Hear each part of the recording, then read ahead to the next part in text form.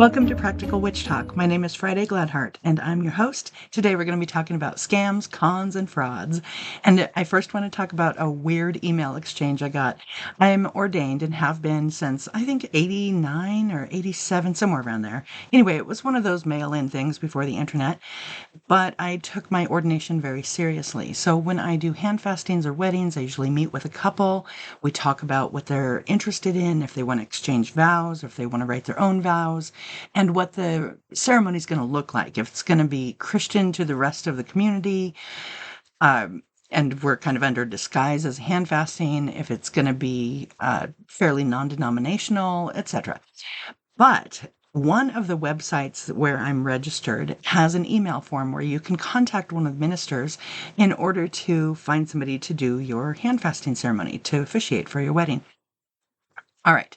So I'm going to skip all the back and forth emails, but I do want to tell you that I normally meet with a couple, like I said before, and I usually at least talk to them. Now, this wedding was right by my home, which is great, so it wouldn't cost them very much. There's no $50 in gas and transportation to drive 300 miles out of the way. It's just a quick $50 to $100, and if they can't afford that, then hey, a slice of the cake if you've got one. But we got down to the point where I was feeling a lot of trepidation. Like, some of the language was kind of broken, but here in some rural areas of the South, not everyone has a really polished education. You know, the language, especially in writing, doesn't always come off great. But the broken language made me think that maybe this person didn't speak English as their first language, which would be very unusual in my area. That's a fine, though. But then I was starting to get just a couple of red flags here and there. And I finally said, hey, it is going to be $100, kind of hoping to see, test the water, see what's going on. And here's the reply I got through email. A check sent out to you issued by my guardian included the fee for the officiant, which is yours, and photography service as well. Okay, let's back up here for a second. I don't officiate for weddings where you need a guardian. There's legal documentation for you to get married if you need a guardian to sign papers and to deal with your finances. So there's red flag number one. This is the first time I've heard about any guardian. So let me go back. The check issued by my guardian include the fee for the officiant, the fee for the officiant, which is yours, and photography service as well, which was stated to be entrusted to the officiant who bailed out initially due to family attention. We will want you to deduct your money as soon as you cash the check at your bank and help send the rest to the photographer, whom information will be given to you in the subsequent email. Now, notice how they're using long words, but also broken language and incorrect grammar. This is weird in so many ways. Okay, subsequent email. As we have come across another photographer to work with us, we are sorry for the inconvenience this might cause. We are offering you extra $30 in other to carry out this errand. Not in order to, just in other. It sounds very AI generated. It's weird. We will urge you to keep us informed as soon as you get the check, which will be delivered to your address any moment from now, and deposit the check straight with your bank upon arrival. So my response was just, I'm not comfortable with this at all. This entire process has been out of the ordinary. I normally consult a week or two ahead of the ceremony in person. It is at this time that I'm normally paid in cash, and I'm afraid I have pretty bad feelings about all of this. And with the personal check, the confusion with payments, the guardianship, and all of this combined, things are just too weird for me. Now, I'll also note that because this was a local and I live in a very conservative Christian area, I have to watch out for my own safety. So one of the first things I do is a background check to see if this person is possibly a Christian nationalist or an evangelical that's trying to trap me on their property and, burn the witch. So I did, of course, a property record search through the tax assessor just to see who owned the property. It didn't match the name on the email. I did a search for anybody in the county. There's only about 900, almost 1,000 people in the entire county. So I searched for people in the county with his name, nothing. With his partner's name, which, by the way, I had to ask 6 times to get the wife's name, the wife-to-be. No record of any of them. And they were it's not like they were immigrants. They were just local names. They had picked out of nowhere. Anyway, that was pretty weird. So if you are an ordained officiant and you're listed on any websites, please keep an eye out. There are some scams going on here with weird, I'm going to pay you with a check. Like, I don't take checks. Who takes checks? Who uses checks now? I'm going to pay you with a check and then you're going to give me money back. Yeah, I don't think so. It's like, oh, pay me with a gift card. Anyway, so this brings us to the primary aspect of this podcast, which is talking about all different kinds of con artists, but specifically fraudulent psychic tactics. Understanding fraudulent psychic tactics is crucial for both practitioners and readers and clients in order to maintain integrity in the metaphysical community. So this is my first extended podcast because it's a very comprehensive guide that I've created to identify common manipulation strategies used by cons. And this episode aims to help practitioners and clients navigate the psychic industry with integrity and awareness. And in the Psychics and Cards episode, I briefly mentioned the purse curse, where a con artist tells you that some valuable item is cursed and they'll have to destroy or cleanse it to rid you of the dark energy. And that's a common thing, dark energy. Remember that. This cleansing of this object usually happens at pawn shops, and the scam is a variation of the curse scam, where the psychic says that you're cursed or hexed and then offers to remove that curse for money. This is the oldest scam in the book and remains the most prevalent. At a time when people are vulnerable, scared, and desperate for a solution, this con is running rampant online and in our communities. A genuine and ethical psychic is never going to use fear to sell a service. So this scam uses fear-based manipulation, the first of 8 different categories. But it uses fear-based manipulation and several classic cold reading techniques that are designed to pressure the client into spending money. I have sorted the various types of frauds that I have encountered over the last 40 years in the psychic industry into 8 categories. And remember, I used to work with the National, I can't say the name, but now that the gag order is removed, I worked for many, many years as the vice president of one of those 900 psychic lines. So I have experience with thousands and thousands, more than 10,000 psychics and hundreds of thousands of readings. So I've listened in on readings. I have been practicing readings for 40 years. It's just, I have a lot of experience in here. So carry on with me. Number 1 is fear-based manipulation. Then you have financial exploitation. Number 3 is victimization and external blame. Then Barnum statements, phishing, flattery, creative curiosity, and providing comfort. I'm going to go a deep dive into each of these. I don't have a script, but I have kind of a rough outline of all of these things. So if you're hearing paper turn, it's because I'm trying to stay on track. This is going to be a really long episode, and I don't want it to take more time than necessary. Let's take a deep dive into the techniques, how they're used to con clients, and how to differentiate the genuine gifts from deception. It's important to note that not all of these techniques are immediate red flags. So please, some may be simply yellow or orange. However, when you notice multiple questionable techniques being used in a single reading, those warning signs become more concerning. If you suspect fraud, address it directly if you feel safe doing so. When reporting fraudulent behavior to authorities, proceed with caution. We live in a time where any excuse to suppress those who are different can lead to laws and crackdowns that may unjustly target legitimate, gifted psychics and readers and spiritual practitioners. So let's take a deeper dive into the fear-based manipulation. That, of course, the purse curse and other curses are a big part of this. So these tactics, they exploit the client's fear to create a dependency and urgency. You want to get that client coming back in, spending $50 to $100 or more dollars regularly. And they often lead to financial exploitation. So first, remember that dark energy? The dark energy scare tactic is probably the most common thing I see. You go into a psychic and they say, I see dark energy around you and it's blocking your happiness or it's blocking your prosperity, or I see a curse or hex. Those two are really related. The generational curse trick. This curse has been in your family for generations, which is why you struggle. It's an ancestral curse. Then we have the bad luck attachment warning. This isn't a coincidence. Something is pulling you back.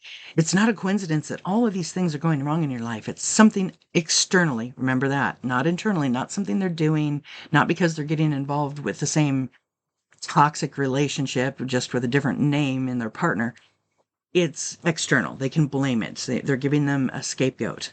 So they're offering that service. So it's not a coincidence. Something's pulling you back. This, all of these fear-based manipulation techniques tend to rely on urgency and pressure. That's a strategy, the urgency pressure strategy. So if you don't act now, things will get worse.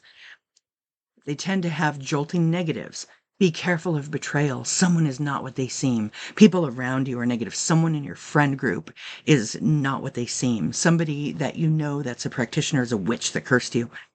And then another urgency pressure is the time is running out. If you don't act soon, you're going to miss this opportunity. You're going to miss the ability because the planets are aligned in a certain way. So again, the urgency pressure and the time is running out urgency, those are all very closely related. Some more examples are there's a dark spirit attached to you. I need $5,000 to remove it. If you don't do this ritual, your family could face tragedy, and I can provide you all of the ingredients for the ritual, but it's going to cost $500. Or only I can protect you from this hex. I ran across this a lot on the psychic line. One person was telling people that they couldn't remove the hex themselves, which is what I tell people. I try to empower people. So if I sense negative energy around a person, I instruct them, according to their spiritual beliefs, how to best counteract that energy. If a reader or somebody says only they can remove it, ask them why. I've heard all kinds of stories about this. One person, this guy was saying, well, doing any kind of magic is evil and demonic and satanic. So I'm going to take that for you. I'm the martyr here. I'm going to do the evil deed so that you can be happy. Like BS. Oh my God. That's wrong on so many levels. And I don't want to do the deep dive into that because we'll run out of time. So that was the fear-based manipulation. So the next one is financial exploitation. And these scams involve selling overpriced, unnecessary services. You can see how it's related to the first one.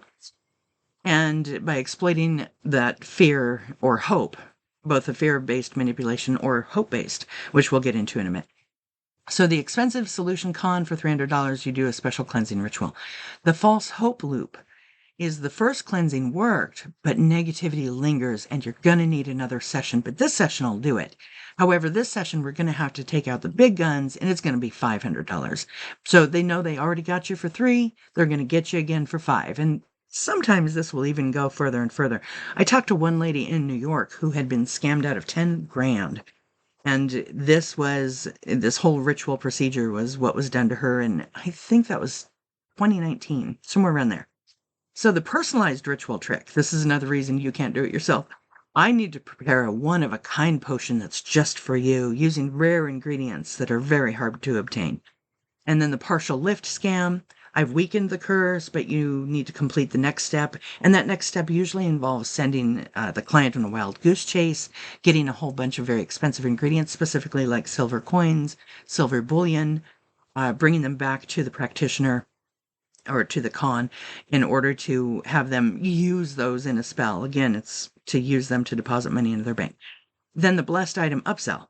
So you're doing really well, but your throat chakra is blocked. This has come up at least once a year for the last 10 years.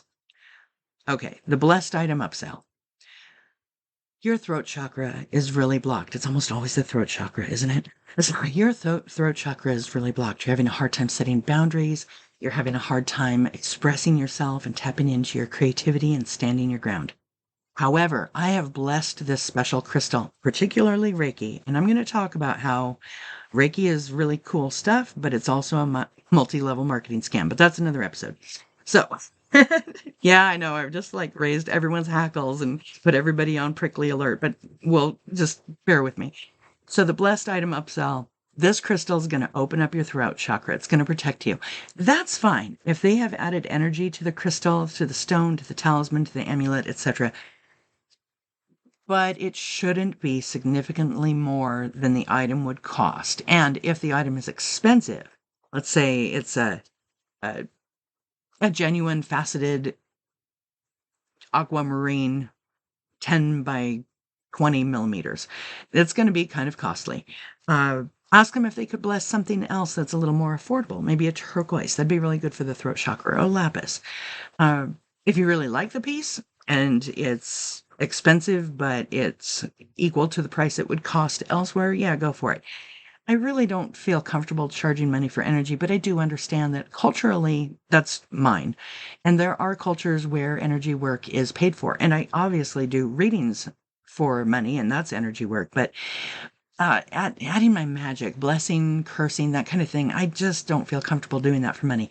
People who do, though, and who do it legitimately, they tend not to charge that much. A little more than minimum wage, but a general blessed item shouldn't cost more than $10 to have an item blessed. And if they're going to charge you more, hey, bring it down to me, when I'm at work and I'll bless it for you for free. Or hey, if you bring me a large Diet Cola, it's my weakness and I'm trying not to do it. But if you bring me one of those, I'll do it for free or in exchange for the cola. Anyway, so more examples. You need this $200 candle to break the curse, or buying this amulet. It's going to bring you wealth and love, etc.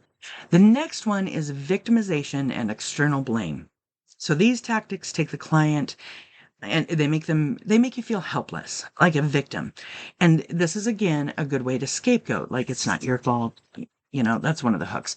So needing the psychic's help to resolve these external forces or curses, it's not your fault. A jealous person places curse on you. You usually hear the troubled soul statement. You feel like people don't always see the real you. You are an old soul and you have deep and complex facets.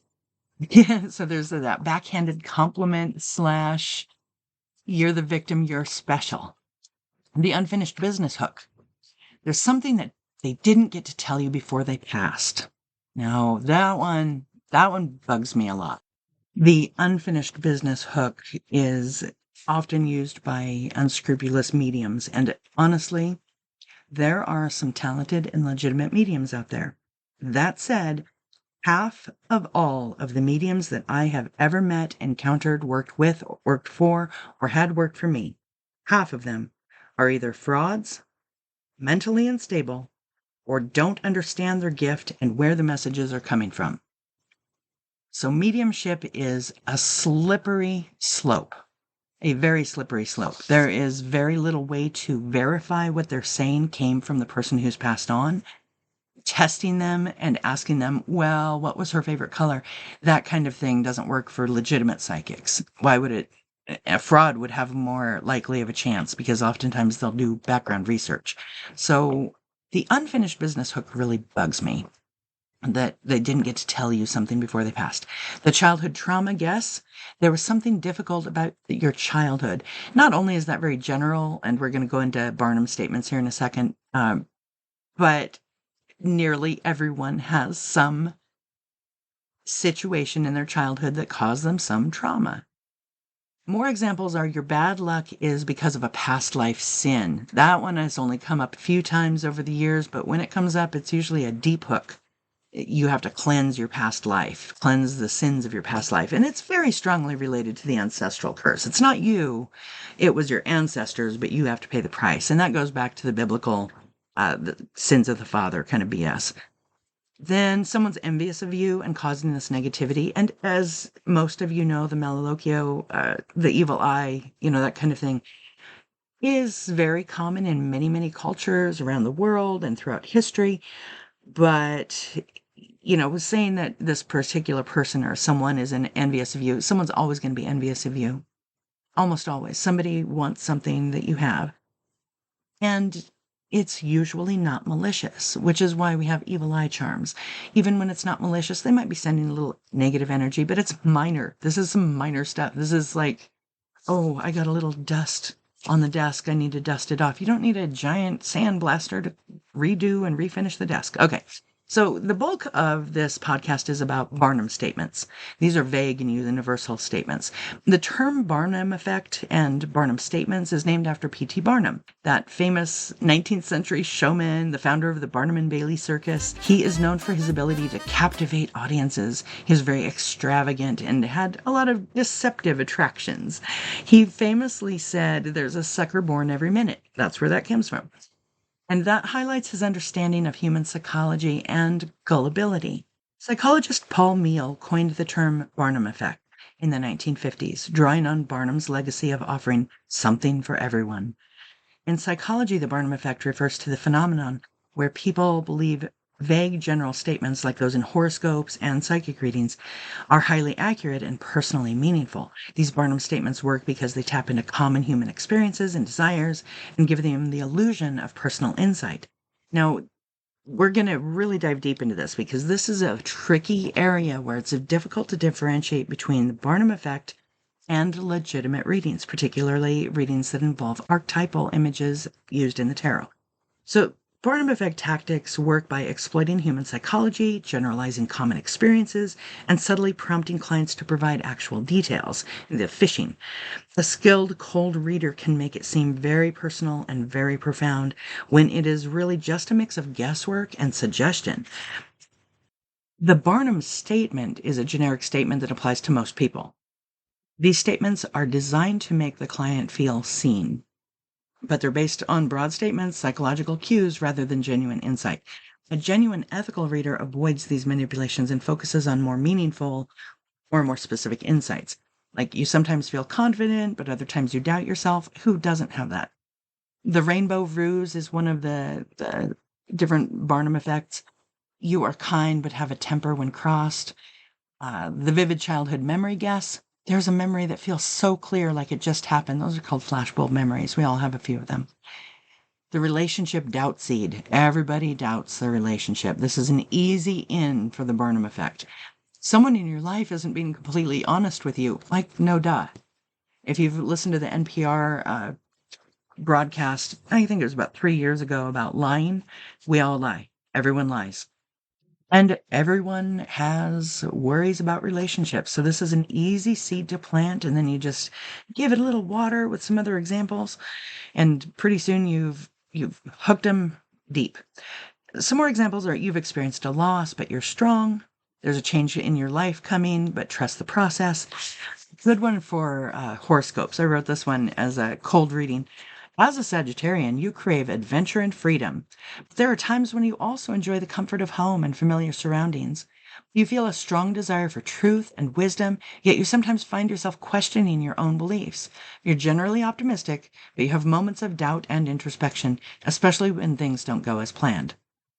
That uses broad, universal statements, such as the balance between adventure and comfort, optimism and doubt, and it could apply to almost anyone. It gives the impression of being specific to Sagittarius, but remains vague enough that it will resonate with a wide audience. You could say the same thing about Virgos.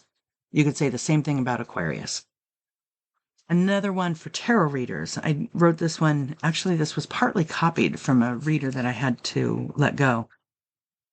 The cards show me you've been feeling a mix of emotions lately.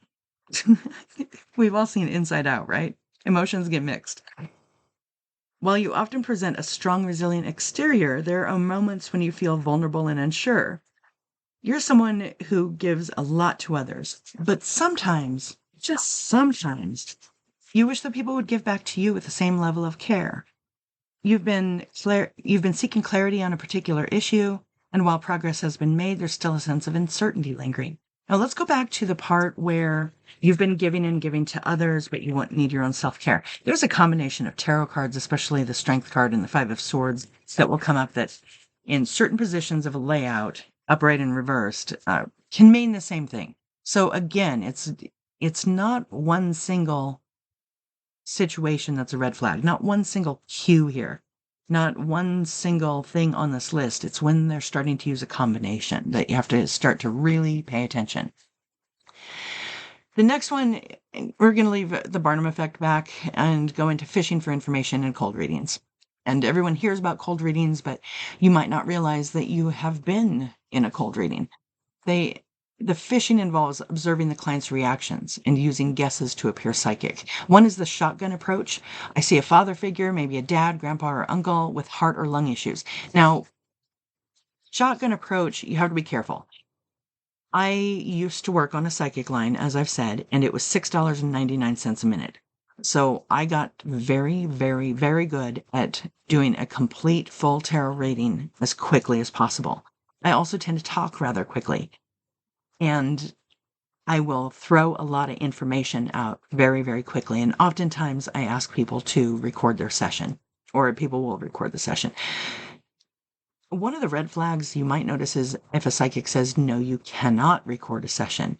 That really worries me. There was a long time where it really made me uncomfortable, felt very on the spot. It made me very nervous. So it's hard for me to allow recordings, but I did anyway because you need to go back and remember this stuff. I prefer if people take notes, but hey, be careful with the shotgun approach. It could be somebody just giving you a lot. Like I might say, I see a father figure, a person who's in a position of authority, maybe a dad, grandpa, or an uncle, just like the shotgun approach, with heart or lung issues. Now, that I would say health issues if I weren't sure.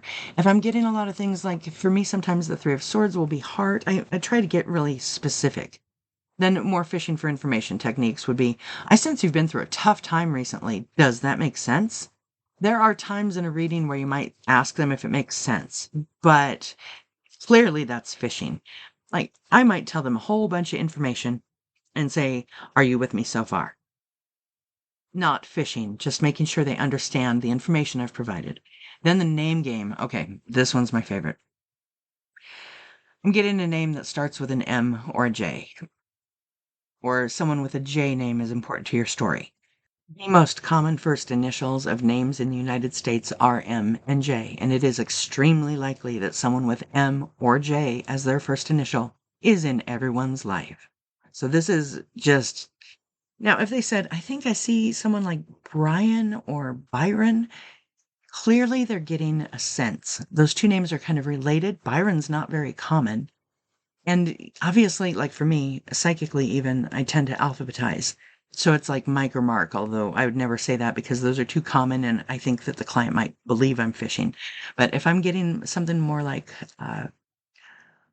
Margaret or Morgan, it might be a little more specific, but these are yellow and orange flags, not necessarily red flags. If you're using the shotgun approach and the name game, it's still not quite a red flag. You just have to notice how you feel. That's probably the most important thing. If you go in expecting a fraud, obviously you're going to read too much into things. But if you go in with an open mind and ready to hear whatever the psychic is giving you, pay attention to your feelings. And if your feelings are saying, hey, something's not right. Also, when you're looking at how you feel about it, hey, if you were raised Christian and you have a lot of religious trauma and you're going to a psychic who's clearly not a Christian, obviously some of their tools and trappings are going to make you feel uncomfortable. If it's your first time or even second or third time ever doing a psychic reading, obviously you're going to feel uncomfortable. If the psychic has unnerving uh, eyes when they look at you, a lot of psychics have weird eyes. I don't know. It's a thing. Obviously, you're going to feel a little odd, but really follow your gut instinct. Your solar plexus, your heart. Are you feeling like someone's trying to control you or motivate you or manipulate you to do something or to pay more or to come back for another reading? When I see, like, I'll look ahead into the future at the most likely outcome if things continue as they have been.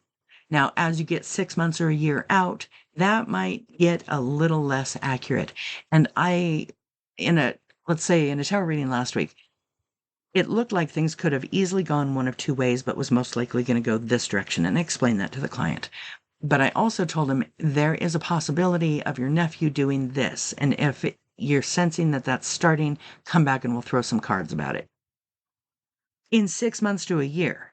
Not like tomorrow, next week, every week. That's not okay. The next one is flattery and validation. These make the client feel special, validated. They make you build trust with your psychic, and they encourage dependency. Again, that dependency. Everyone knows that if you, especially when you're a new reader and you get your first deck of cards, you may start to depend on the tarot too much. And you know how that can be a problem. You start relying on it for every decision, and finally you have to walk away. You have to set them down and step back for a while. But for psychics that are cons, they're trying to do that dependency on your reading for every move in their life. So the past life hook, we've mentioned a little bit, but here's another take on it. You were a healer or a wise person in past life. So the past life that really builds people up. This is very, very common. I was talking about this with a person who has recently done past life regression that was successful. And we were comparing and contrasting with most past life regression. You were a princess, you were a prince, you were a king, what if you were a drudgery maid? Nobody's ever like a slave. Everyone's always like a king or a prince. So that's part of the scam of flattery. Then the paranormal sensitivity gimmick. You have a natural psychic gift, but you're blocking it. And I will come up, the Queen of Cups, especially Queen of Cups reversed or the High Priestess. That is somebody who has a lot of natural gift often. It can also indicate somebody's very empathic. As with most tarot cards, it can indicate a whole lot of things. But when you're noticing a trend in a reading, again, the paranormal sensitivity gimmick isn't always a red flag. That might be just a yellow flag. So you have a natural psychic gift. You probably do, particularly if you're seeking out tarot or seeking out a psychic. You know that there's something else out there because you felt it yourself. But be careful if somebody's overly flattering you. Usually that gimmick is followed by a hook. So you have a natural psychic gift or you're very empathic. But here's the cure for, not taking on other people's emotions. And it's going to cost you so and so dollars. You might also get things like your aura is so unique and so powerful, or I see spirits over your left and right shoulders, and they're telling me all kinds of things, which they might be. We'll go into the mediumship and whatnot later. The most common one is the compliment gimmick of you're an empath, no wonder you feel so much. And I often compliment my clients. I'm looking at their entire life out in front of me. They've allowed me a glance into what I feel is an extremely intimate and private aspect of their lives. And of course, I'm going to compliment them. I'm amazed at how people survive life. I'm just amazed and astounded at the unique diversity and resourcefulness of humans. So I do often compliment. So again, this is not a red flag, but be careful if they're using it with other things, particularly the Barnum effect. The next one, 7, is we're almost done, so bear with me.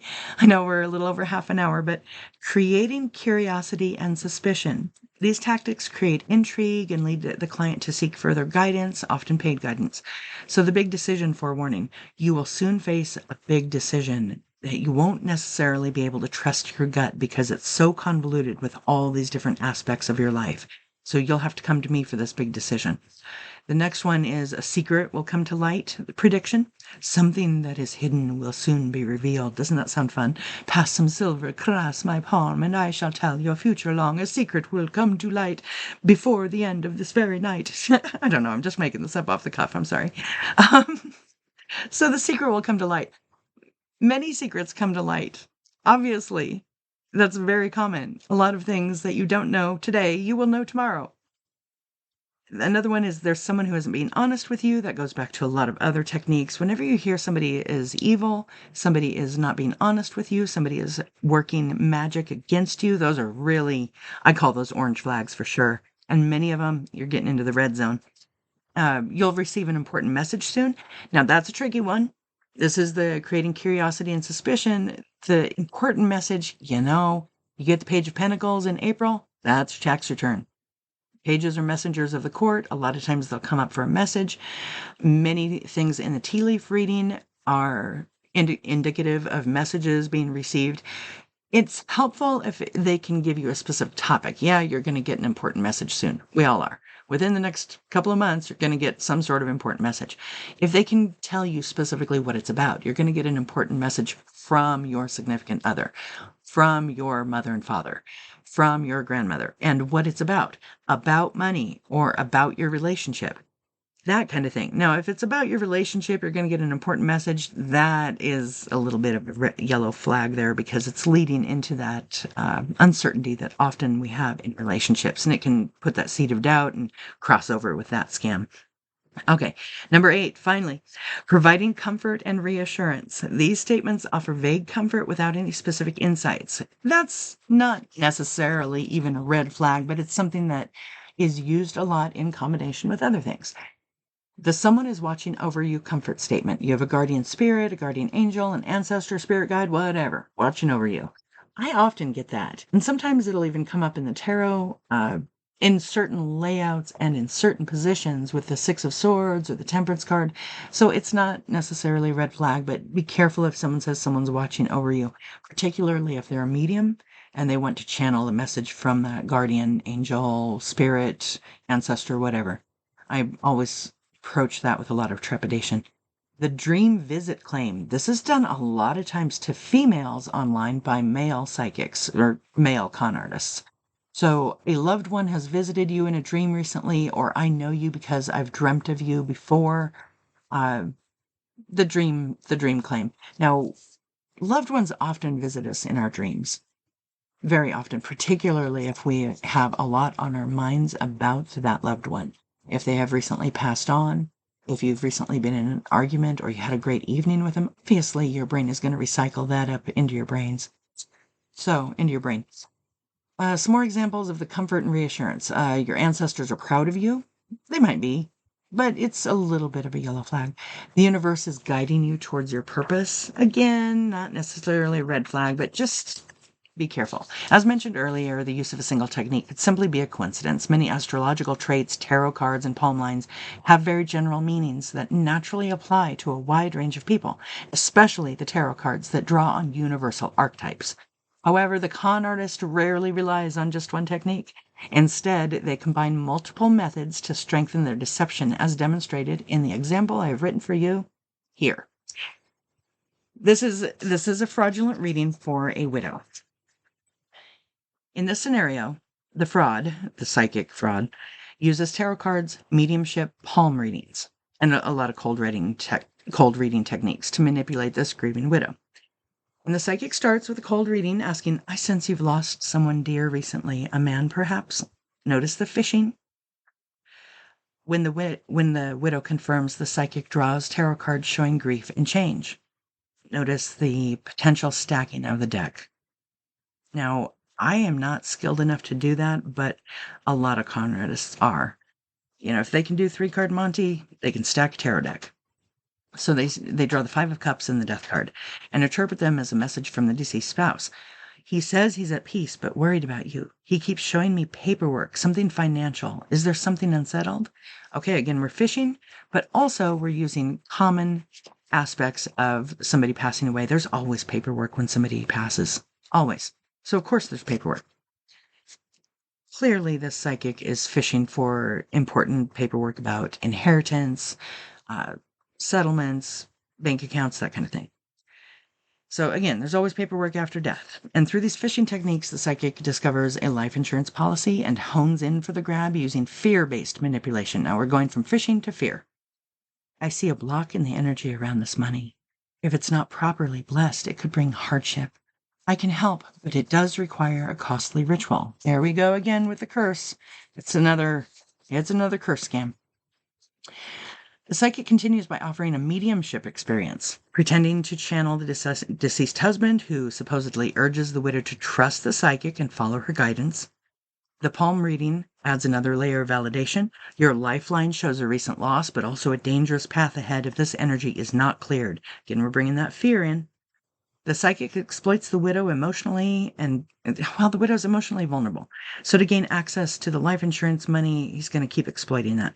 By combining these methods, the psychic plants fear, offers a false solution, and aims to extract money out of the guise of spiritual help. A legit tarot reading, or a tarot reading done with integrity. The reader might begin with, I want to start by saying how truly sorry I am for your loss. Grieving is incredibly difficult and it's a long journey, and my intention today is to offer you comfort and support. Everything we explore together through the tarot today is meant to uplift you, and you are always in control of this experience. Now note, they're providing the client with control. You are not in control, the client is in control. That's a big difference between a con and a proper reader. A proper reader provides you power and control. The con takes your control and power away, gives you a scapegoat, gives you a solution, a costly solution to fix your problems. The psychic shuffles the tarot cards and draws the Star, hope and healing, the Hermit, introspection, and the Ten of Swords, the acknowledgement of pain and an end of suffering. The Ten of Swords is the one with all the swords stabbed in her back. And it might say something like, the cards show that you've been through a tremendous amount of pain. But there's also a glimmer of new hope here. The Star suggests healing is possible, even if it feels far away right now. The Hermit encourages you to take time to process and reflect. You don't have to rush. It's okay to honor your grief. This position in the tarot layout is for messages from your husband. So I'm going to turn over these 2 cards. If there are any messages that I feel coming from these cards, I will let you know. This is actually a real example that I had. The Six of Cups and the Four of Swords are both reversed here. The Six of Cups may indicate that you are overly focused on the bad memories, replaying them the last moments over and over in your head. These moments indicated by the Four of Swords were probably a trip to the hospital or the time when he was in his sickbed, laying repose in a church, a time that he was ailing. And I think you're replaying those last moments over and over and fixating on that, which was really a brief fragment of time. So the message is to try to focus on the good memories.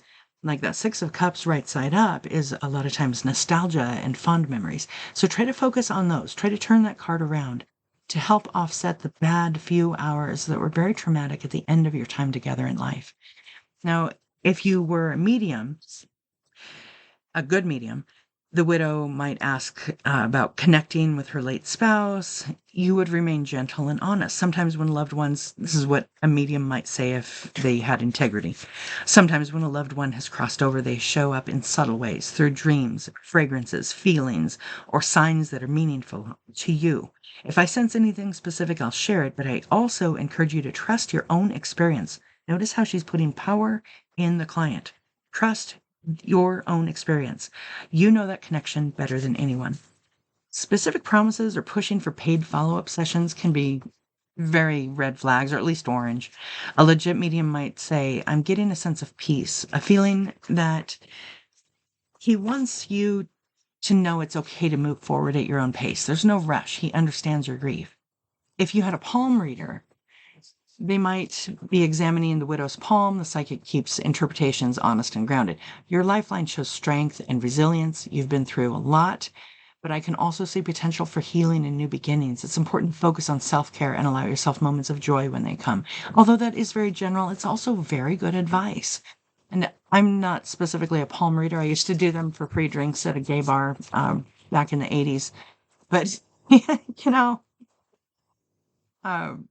I think I'm good at them, but I'm not great at them. So I stick to tarot because, well, I'm great at it. So if you were providing practical guidance and empowerment, this is what a legitimate psychic might offer as additional support without manipulation. They might say, if you feel drawn to it, journaling or spending time in nature could help bring some peace. And if you're feeling overwhelmed, speaking with a counselor or joining a support group can make a huge difference. Spiritually and practical support can work beautifully together, spirituality and practical support. But also, the psychic should be setting boundaries and letting the client know what these boundaries are. For example, I will never tell you to do anything that feels uncomfortable, and I won't ask for anything beyond what we've agreed to for today's session. If you'd like more support in the future, I'm here, but there's no obligation. And I usually say something like that if they're asking, hey, can I come back next week? I usually discourage that. There's not a need to get a professional psychic reading more than once a month unless you have a whole lot going on. I mean, a lot. And you're not looking to your psychic for reassurance and to hold your hand and to offer emotional support. That's what friends are for. And if you don't have friends, you don't need to pay a psychic to be your friend. You need to go out and find some friends. So I know I'm a little harsh there, but let's close out this example integrity reading with, you close it with compassion. This person has lost their other half. They're a huge part of their daily thoughts and activities and behavior is gone. And it is traumatic and it is impossibly difficult to get through and extraordinary that anybody does. So you might say, thank you for sharing this time with me, and I hope you found some comfort today. And remember to be gentle with yourself. You're doing the best you can, and that is enough. So that example demonstrates how a psychic can provide comfort and insight while maintaining ethical standards, transparency, and respect for the client's emotional and financial boundaries, while empowering the client to do something to improve their lives and improve their psychology. So I hope that this helped. It has been the longest podcast I've ever done, and I am not going back over and over to remove every sigh and every and so, and it's probably a little sloppy. I know it's a little sloppy, but the content is out there, and it has been a while since I've posted a podcast, so if you want more of them, they're going to be a little messy. but there's going to be more of them. So if you want content, you get, that you can have it fast or you can have it good, that kind of thing. We're at the same Venn diagram of you can have a lot of content or you can have polished professional content, and I'm trying to meet somewhere in between. But that's it for today, folks. Blessed be.